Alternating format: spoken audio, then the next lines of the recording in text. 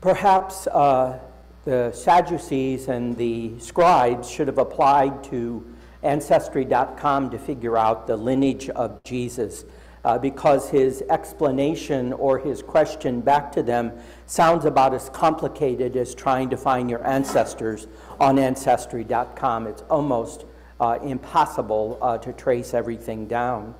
But I want to focus mostly on that text at the beginning.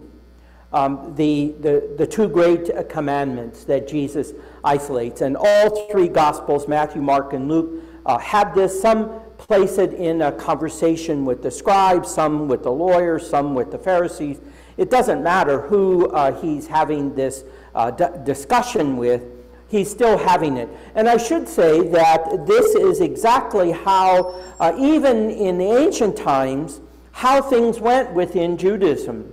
That it was quite permissible for them to have a heated discussion with each other, taking opposing sides or raising questions, trying to trip the other up. This is exactly how it was, to engage in a discussion. The idea is that hopefully the participants in that discussion or debate or questioning would eventually arrive at for themselves a deeper understanding of their own question. Not that they may ever get an answer to their question, but that they would arrive at a deeper understanding of what their own question was all about.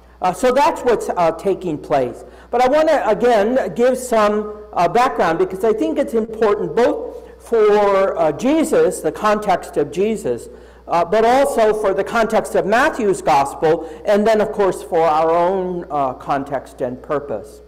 And where I start, again, it's noted in the Scriptures that when Jesus asks the question as to who they say he is, they reply, a prophet. So there's a prophetic character to the whole, I think, at least, a prophetic character to the whole of Jesus' ministry.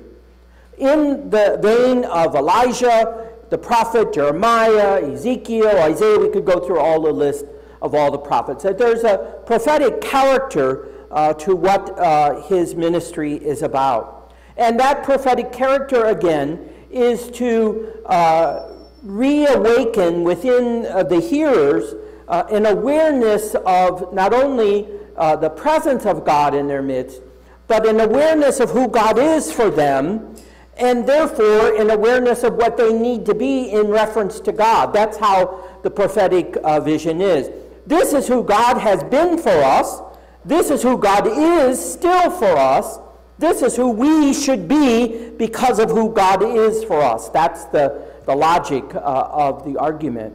So where I always like to start, and again, others may have other starting places, is in the book of Exodus. Because to me, that story of the liberation from slavery is key to understanding the prophetic message. And what happens, as you remember, is that they are in the midst of slavery and oppression, continually increasing in its harshness. They cry out to God, and God hears them. And God is moved to liberate and to set them free. The story goes on. You can watch the Ten Commandments when it comes over again every year on TV. But they come to Sinai. And there at Sinai, God invites Moses to come up to Sinai, and we know what's going to happen there. But as they get to that point, God says to Moses, here's how this is going to go down. If you listen to my voice, really listen to my voice, then you will be my chosen people from all the nations of the earth. You will be my special people. You will be a holy nation to me. Now, most translations of that first phrase, listen, say obey. So that we come to think that the response that we make to God is one of obedience and adherence to commands and to laws. But in Hebrew, and notice I used what the Hebrew word actually implies, is to listen to. So that when you listen to someone's voice, you have to orientate your body, your ear perhaps. You have to orientate yourself to the voice that is speaking to you, so that there is a movement as part of a response. It's not just do it, but you have to begin the process of living out what the speaker is inviting you to do. You have to begin the process by listening, meaning opening your ears, first of all, opening your body, opening your life to the words that get spoken. So that the invitation requires you a movement towards the voice that you're hearing. With that in mind, as it goes on, God gives Moses the commands. Here's what you are required to do. Now, in the tradition, maybe from that period, but certainly what we know historically, certainly from the time of King Josiah, roughly in the 600s before the Common Era, Josiah, the priest of Josiah, rediscover in the temple, back in the storage room, like many of us do, right? Things get put away, and years later you go, oh, well, this is where it was, right? Steve always tells me, if you haven't needed it in the past 10 years, get rid of it. And I go, well, it might be something important, right? You never know. And that's exactly what happened. It might be something important that if they would have done the spring cleaning out of the temple storage room, they might have gotten rid of it, because several generations later, they had no clue the treasure that they had. And of course, what they find is the scroll of the Torah. Maybe not the commandments per se, but they find the scroll of the Torah. And what's said there, and this is where it's found in the book of Deuteronomy, and the historians and scholars tell us that the book of Deuteronomy roughly comes from the time period of Josiah. That it's a recounting of Josiah's effort to restore the Torah, the practice of Torah, to the people of Judah. He's actually in the southern kingdom of Judah. To restore the Torah and the practice of Torah to the people of Judah.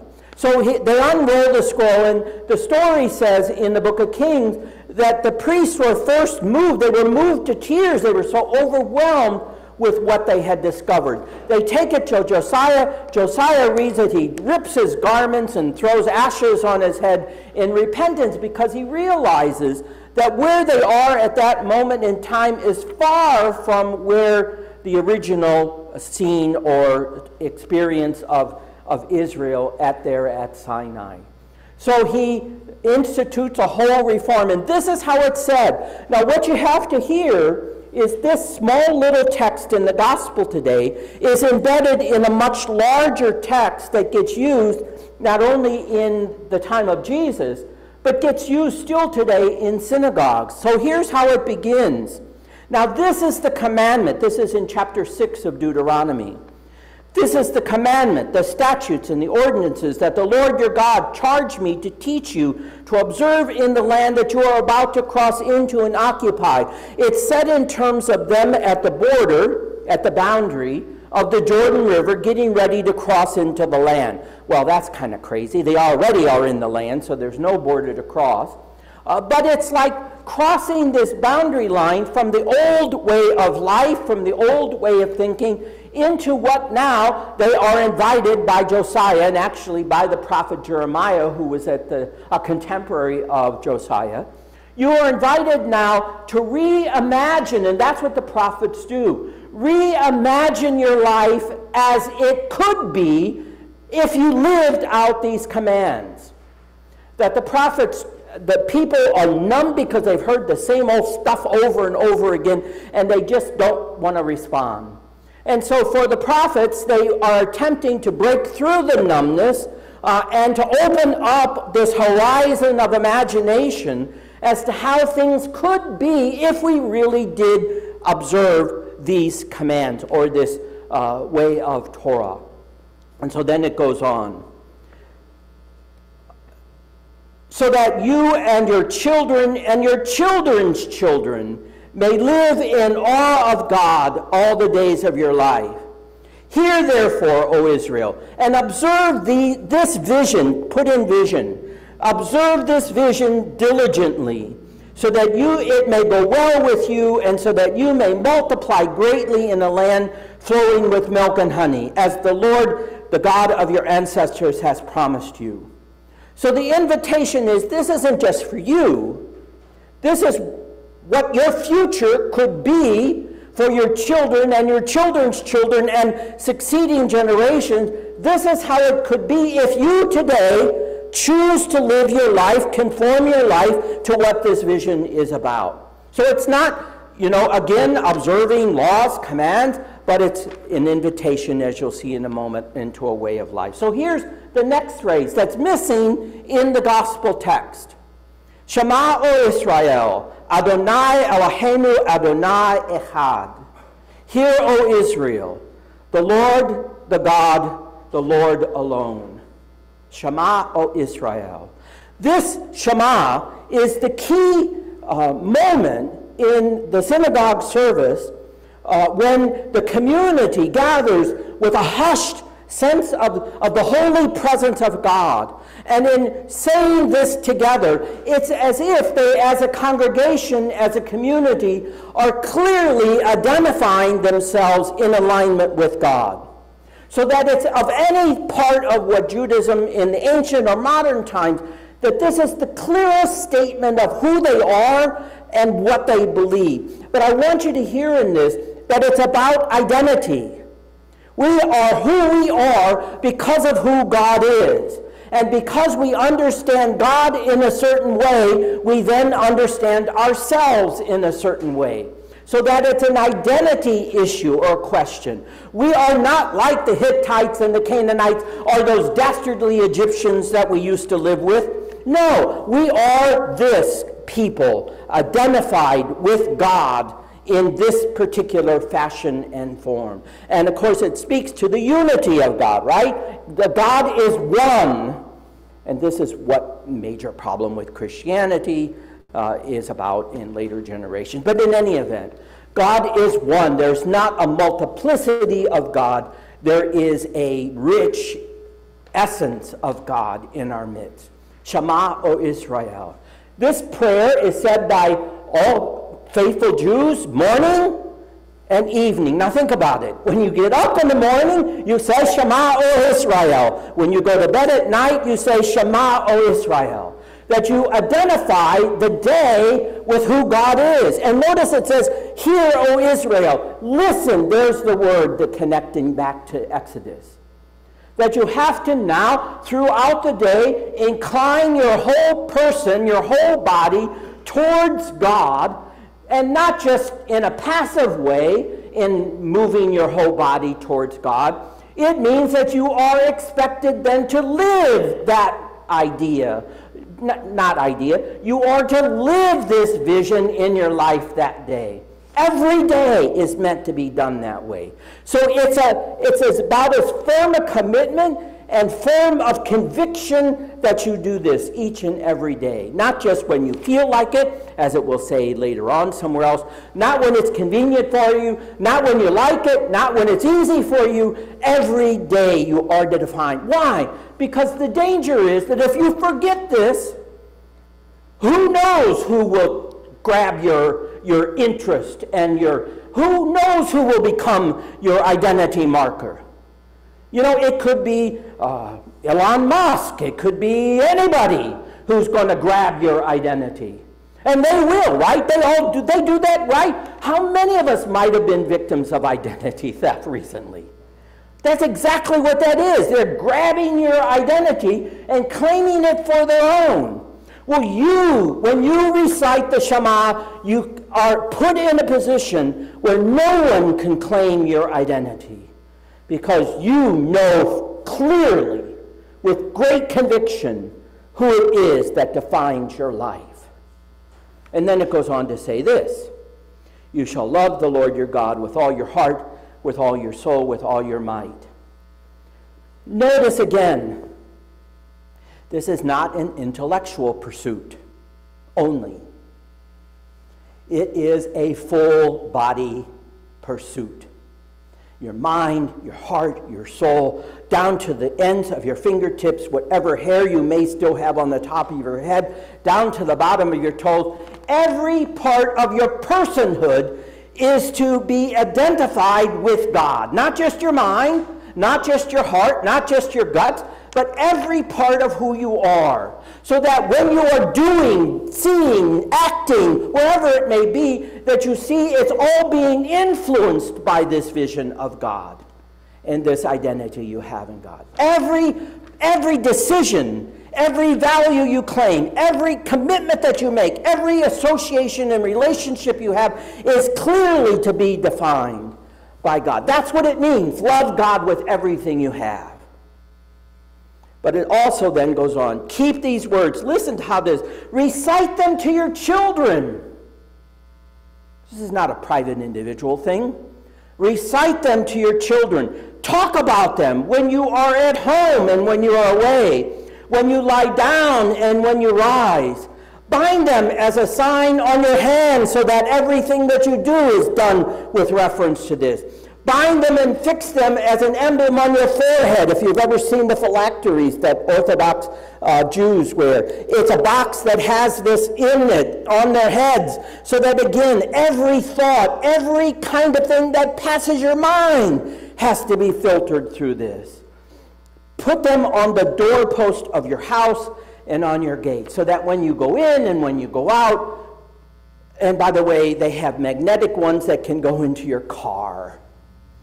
Adapting it to the modern day. Seriously, they have little magnetic mezuzahs that will go in your car, so that when you get in your car and get out of your car, would that it would influence you when you're driving, but in any event, when you're getting in and getting out of your car, you can have this as a part of the influence. So there it is, that in Deuteronomy, you see the first part of this is to understand that, again, this is not a concept that you commit to. It's not a dogma or a doctrine that you have to believe in. I want you to understand that the Torah and the practice of Torah is a way of life. That's it. A way of life defined by God. Well, what of God is going to define us? Well, you heard this last week or the week before. Slow to anger, rich in mercy, abounding in kindness, steadfast in love. That's who God is, so therefore that's what has to define our lives. But again, is this only a private individual endeavor? No, it's not. And that's where the second command comes from. But you need to hear that second command in the full context in which it's found in Leviticus, because it has some pretty specific things that we have to be doing if we're going to allow that identity of God not only to be in us, but if we're going to allow that identity of God to be seen in and through us to the world around us. This is how it goes in Leviticus chapter 19. When you reap the harvest of your land, you shall not reap to the very edges of your field, or gather the gleanings of your harvest. You shall not strip your vineyard bare, or gather fallen grapes of your vineyard. You shall leave them for the poor and the alien. Imagine that. Leave something for them. You shall not steal, you shall not deal falsely, you shall not lie to one another, you shall not swear falsely by my name, profaning the name of your God. Would that some of the televangelists get this, or some of our politicians get this. You shall not defraud your neighbor, you shall not steal, you shall not keep for yourself the wages of a laborer until morning. You shall not revile the deaf. You shall not revile the deaf, or put a stumbling block before the blind. You shall not render an unjust judgment. You shall deal with justice and judge your neighbor. You shall not go around as a slanderer among your people. You shall not profit by the blood of your neighbor. You shall not hate in your heart anyone of your kin. You shall reprove your neighbor, or you yourself will incur guilt. In other words, it's important that we call attention, call each other to question, to follow what this is about. You shall not take vengeance or bear a grudge against any of your people. Later in this same chapter, it goes on to say, and remember, you were once aliens in a foreign land. So when the aliens and strangers are in your midst, they are as kin to you. They are your brothers and sisters. That's said right there in Leviticus chapter 19. And then this line, but you shall love your neighbor as yourself. I want you to see that to love neighbor is a result of what we already understand about how we are to love God, but not just love, how we are to be identified with God definitely affects the way that we are kin and neighbor to one another. And reading some of the sources suggested that in this, to love your neighbor as yourself means you only like those who like you or look like you or, the same as you. To love yourself first. That's not it at all. It's always about what you are doing first for the other. How you are loving the other. How you are treating people with dignity and respect. How you are doing this. And by the way, right, we come to know this as the golden rule, this last one. Every major religion in the world has somehow or another this golden rule as a foundational value to what they are and what they believe and who they are as a community of believers in that. If that is foundation to all the major religions, then the suggestion is that this isn't about God in a sense, it's about being human with one another. And how being human with each other means that somehow or another at the core of our community way of life has to be the respect for the dignity of each other. And notice, Leviticus is pretty clear about all the people that we have to give priority to in terms of respect and dignity. That's a pretty tall order, isn't it? Imagine now, in Jesus, you see what the challenge is. If that was the tradition of Judaism, and I hope that I've captured it well, then that's when Jesus, when he's asked what the greatest commandment is, he's not just pulling a text out of Deuteronomy or out of Leviticus.